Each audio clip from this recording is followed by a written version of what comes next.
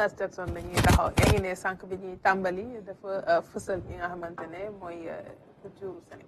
Tout à fait. Nicolas Jackson, vainqueur de la conférence Ligue avec Chelsea, ne perd pas l'occasion, en tout cas, de mettre en avant le Sénégal, mais surtout la culture casamançaise. Je vous propose de regarder l'élément. Vainqueur de la conférence Ligue avec Chelsea, Nicolas Jackson marque l'histoire avec ce trophée, mais aussi avec ce chapeau qui rappelle la culture sénégalaise. Nicolas honore ainsi le Sénégal. Mais comment appelle-t-on ce chapeau au Sénégal? Quelle est son histoire et sa signification? Pour répondre à ces questions, nous nous sommes rapprochés de Moussa Mané, journaliste à la RTS. La dernière fois que Jackson a porté ce chapeau, déjà, ça a permis d'édifier pratiquement nous qui sommes Diola ou bien d'ethnie du Sud, parce que vraiment ces chapeaux-là, on les voit surtout avec nos mamans qui sont en Casamance et particulièrement des femmes qu'on appelle des femmes kagnalènes. Ça fait un tic pour beaucoup d'entre nous.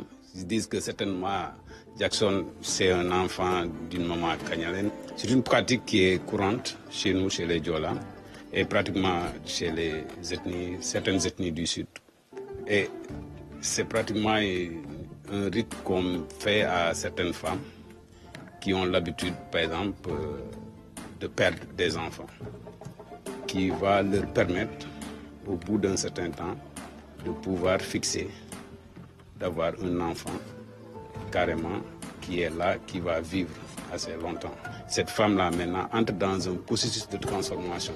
Non seulement elle perd son nom de baptême, on lui donne un autre nom, mais l'enfant aussi qui va naître, on va lui donner un autre nom aussi qui permet maintenant à tout un chacun de comprendre que cet enfant, donc, c'est un enfant issu d'un processus de Kagnalène.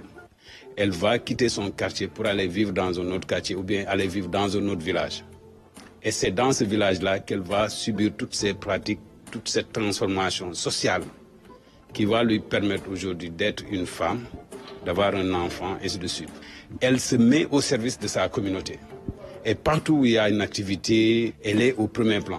Cette femme-là, maintenant, elle va commencer à arborer certaines tenues, à mettre des perles, à mettre un chapeau, bien par exemple, généralement c'est une calebasse, c'est maintenant avec la modernité que les gens mettent des chapeaux comme perles. Et son enfant aussi, quand il grandit aussi, aura quelque chose de témoin qui lui rappelle que sa maman était dans un processus de transformation. Comme Jackson l'a eu, c'est un chapeau et c'est sa maman, ça vient de sa maman. Et ça, c'est aussi un moyen de le protéger. Aujourd'hui, il y a même un festival qui est organisé sur les femmes kagnalènes, qui est organisé presque à Bignona, presque chaque année. Tout bénéf, quand on voit dans les Mardi Gras ici à Dakar, des jeunes filles emportées, c'est juste pour leur maman, de leur faire comprendre qu'elles appartiennent à une culture et que ça permet aussi à ces enfants-là, à ces jeunes filles, d'être mieux ancrés dans la culture Diola.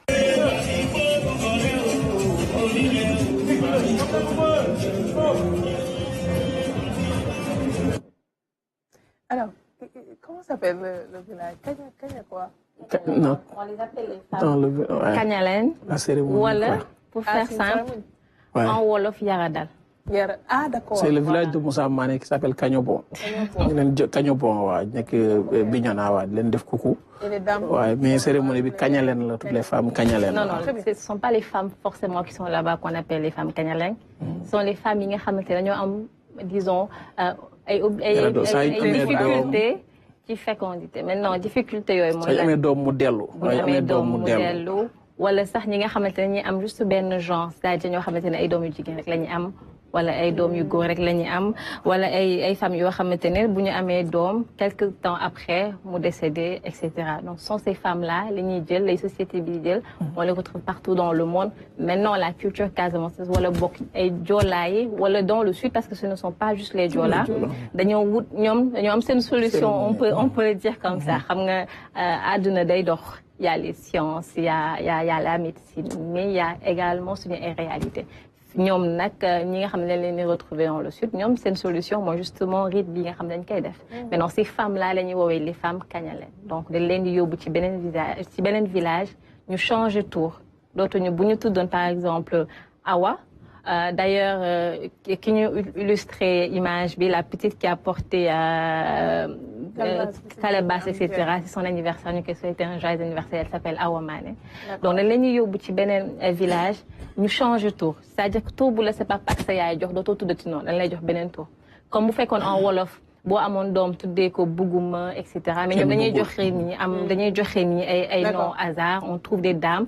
Il y a une dame bo xamantene Italie le tuddé bopam comme le pays.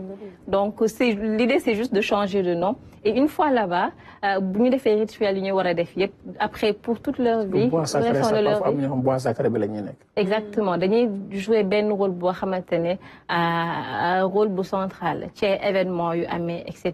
dañuy nek ñoo xamantene ñoy comme disons comme les médiateurs plus ou moins en fait. Donc finalement lool nga xamantene xeyna yalla tek na leen ko comme natou société bi sax daf koy transformer def ko force bo xamantene ñom dañ koy am mais bien sûr tout en essayant justement de résoudre ce problème yalla may leen ay doom ci rituel yooyu nga xamantene ñom. Donc finalement Nicolas dafa rendre hommage yaayam. Alors exactement vu qu'on n'a pas fait d'interview avec lui. Buñu topé en tout cas ci historique chapeau bi lolé chapeau bi di signification chapeau bi lola. Maintenant la grande question et d'ailleurs je l'ai posée à Moussa Mané, est-ce que maintenant ñi ko sol ñep ça veut dire qu'ils sont issus justement d'une mère qui est sortie de ce processus là? Pas forcément parce que tay les Diola permettent justement à des femmes et à des jeunes de porter ces tenues. Da ngay gis Mardi Gras xale yi sol ko, c'est pas forcément que seen yaay dafa jóge ci rituel bopp, c'est juste que dañ ko sol pour dame justement mettre en avant seen culture boo xamante mooy Diola. Mais buñ ko doon tere da ngay gis kon boobaa Diola yi duñ ko solal xale yi nga xamante ne même bu fekkee Mardi Gras la duñu nangu ko solal seen doom yi dem ci fête yooyu. Donc c'est permis de le porter. Donc Nicolas, est-ce qu'il est dans cette situation ou pas? C'est pas sûr, mais en tout cas, il nous a permis aujourd'hui de gëstu justement ce chapeau-là. Je pense qu'à mon avis, tout ce qui est made in Africa, les plats xamantene ci Sénégal la jóge muy suñu culture waruñu ko sol rek ci événement muy Mardi Gras wala etc. wala ay carnaval etc. Non war nañ ko def loo xamantene c'est comme les bijoux parce que tubaab yi li ñu jël mu nekk seen patrimoine boole ko dans suñu dund ñun di sol seeni gros bijoux dans des événements wala sol seen gros bijoux que ce soit sur des plateaux wala dem nous aussi on peut l'utiliser mu nekk dans la vie de tous les jours et maintenant les jeunes le font de gis nañ pas mal de bijoux yoo xamante de gros bijoux yoo xamante ne xale yi léegi ñu ngi koy jël adopté ko di ko sol dans la vie de tous les jours di ko demee liggéey etc. mu bokk nag justement ci élégance ou femme sénégalaise plus ou moins et ñu war ko nag nangu jëmmal ko.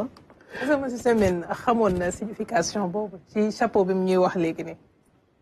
Bon, je dois dire que xawma ko woon sincèrement mais loolu day wone rek léegi richesse bi nga xam ne ñun am nañ ko en termes de culture. Man je suis séeréer. D'accord. Lébu séeréer sama Sembène sama côté yaay séeréer la c'est les Sarènes. Donc yooyu aussi dañ koy gis ci suñu culture yu bari yoo xamante ne véritablement des rites véritablement loolu aussi moo ne ñun tam dañu am richesse boo xamante ne dañ ko war di gën a wone li Nicolas def ni lu rafet la ça a permis que véritablement moom mu def ci ñun ñëpp ñu découvrir gëstu ci ñu jàngat ci tamit loolu aussi voilà li Songa di wax rek enracinement voilà. Est-ce que mon bosom Tengadé la woon. non Tengadé bi moom. Adi indiloon nañ ko fi moom. Tengadé bi waaye boo gisee lii dafa am solo boo gisee di Toumane wax sànq femme kañale nii ñu ci ku ci am doom ne nag dootoo ko sax tuddee tur yi ñuy joxe nii. gis di joxe ay kenn bëggul la tur boo xam ne da lay permettre yow bi tey ñu naan daf lay da lay aar dindi gàkk-gàkk bi nga xam ne moom lay jàpp ni moom moo nekk sa famille moom ba mu dej.